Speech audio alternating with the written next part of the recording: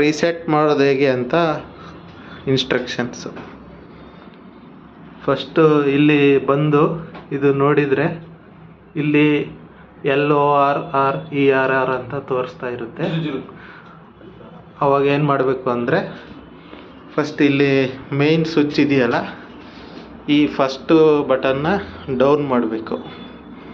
ಅದಾದಮೇಲೆ ಸೆಕೆಂಡ್ ಬಟನ್ನ ಡೌನ್ ಮಾಡಬೇಕು. ಅದಾದಮೇಲೆ ಇಲ್ಲಿ ಬಂದು ಇಲ್ಲಿ ಒಂದು MCB ಅಂತ ಇದೆ, ಇಲ್ಲಿ ಸಣ್ಣದು ಒಂದು ರೆಡ್ ಕಲರು ಒಂದು ದೊಡ್ಡ ಲೈನ್ ಇದೆ, ಅದನ್ನು ಡೌನ್ ಮಾಡಬೇಕು. ಅದನ್ನು ಡೌನ್ ಆದಮೇಲೆ ಮತ್ತು ಇಲ್ಲಿ ಪಕ್ಕದಲ್ಲಿ UPS ಇದೆ, UPSನ ಆಫ್ ಮಾಡಬೇಕು. ಆಫ್ ಮಾಡಿ ನೆಕ್ಸ್ಟ್ ಏನು ಮಾಡಬೇಕು ಅಂದರೆ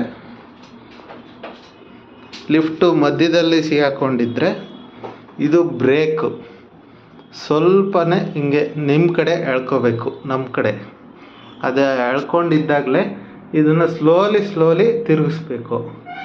ಆಮೇಲೆ ಸ್ವಲ್ಪ ಹೊತ್ತು ಆದಮೇಲೆ ಇಮಿಡಿಯೇಟ್ ಬಿಟ್ಬಿಡ್ಬೇಕು ಇದನ್ನು. ಅದಾದಮೇಲೆ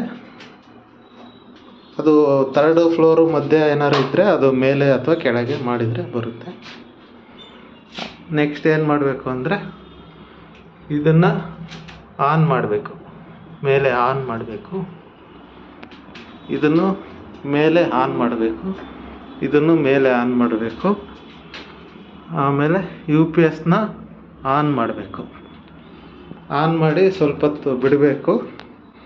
ಅದು ಲಿಫ್ಟು ಗ್ರೌಂಡಿಗೆ ಹೋಗಿ 2 ಮಿನಿಟ್ಸ್ ನಿಂತ್ಕೊಂಡು ರೀಸೆಟ್ ಆಗುತ್ತೆ.